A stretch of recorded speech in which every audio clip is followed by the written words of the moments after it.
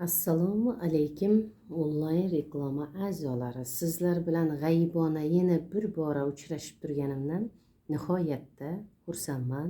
Bugungi temamiz sersafaruh kasalligi haqida suhbatlashamiz.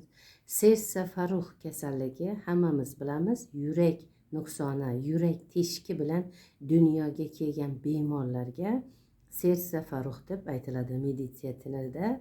Bizda tabobatda yurak teshigi bilan dunyoga kelish deyiladi. Yurak teshigi bilan dunyoga kelgan bemorlarimizga bizning Nur Aziz sog'lomlashtirish markazimizni tabiiy giyohlari, malham, siroplari yordamida bez operatsiya sog'lom bo'ladi. Yurak teshigi bitadi, sog'lom yurak bo'ladi. Allohning qudrati ila qayta davolanishga, jarrohlik yo'li qo'llashga umuman hojat yo'q. Bemalol kelib tabiiy giyohlarimizdan, siroplarimizdan foydalanib sog'ayishlaringiz mumkin. Qanchadan qancha bemorlarimiz, mana 30 yillik ish faoliyatimiz 1-oktyabrda 30 yil to'ladi.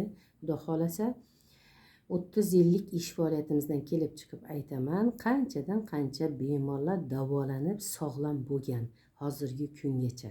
Tabiiy giyohlarimiz, malham, siroplarimiz yordamida bemalol kelib lechena olib sog'ayishlaringiz mumkin.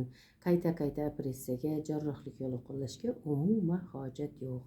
Sog' bo'linglar, omon bo'linglar, layklaringizni bosaveringlar.